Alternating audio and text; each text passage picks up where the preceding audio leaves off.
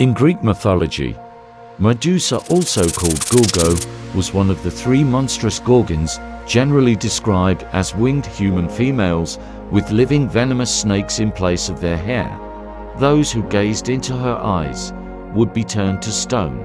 Most sources describe her as the daughter of Phorcys and Cato.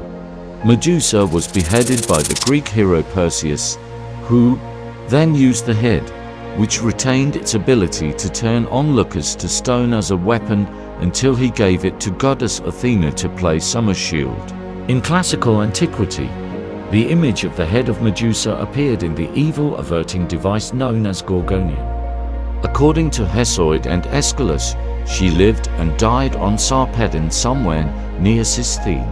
The 2nd century BC novelist Dionysius put us somewhere in Libya, where Herodotus had said the Berbers originated her mouth as part of their religion. The three Gorgon sisters, Medusa, Stheno, and Euryale, were all children of the ancient marine deities Phorcys and his sister Cato, chonic monsters from an archaic world. Genealogies shared with other sisters, the three blind witch sisters. While ancient Greek vase painters and relief carvers imagined Medusa and her sisters as having monstrous form, sculptors and vase painters of 5th century BC began to envisage her as being beautiful, as well as terrifying.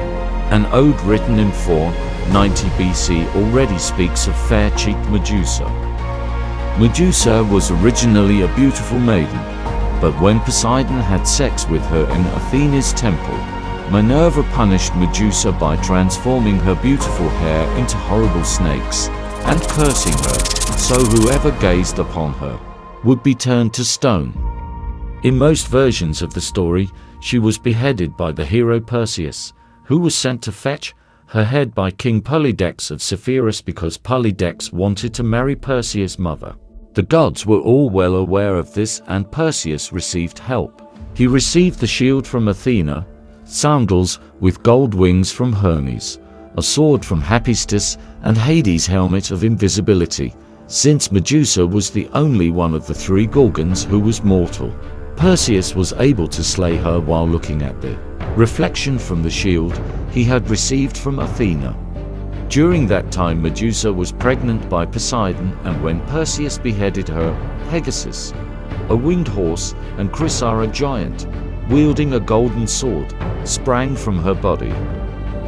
According to Ovid, in northwest Africa, Perseus flew past the Titan, Atlas, who stood holding the sky aloft, and transformed him into stone when Atlas tried to attack him. In a similar manner, the corals of the Red Sea were said to have been formed of Medusa's blood spilled onto seaweed when Perseus laid down the petrifying head beside the shore during his short stay in Ethiopia, where he saved and what his future wife, a lovely princess, Andromeda, who was the most beautiful woman in the world at the time. Furthermore, the venomous vipers of the Sahara and the Argonautica was said to have grown from spell drops of her blood. The blood of Medusa also spawned the Amphisbaenia, a horned dragon-like creature with a snake's-headed tail. Perseus then flew to Seriphos, where his mother was being forced into marriage with the king, Polydex, who was turned into stone by the head. Then Perseus gave the Gorgon's head to Athena, who placed it on her shield, the Aegis. Thanks for watching.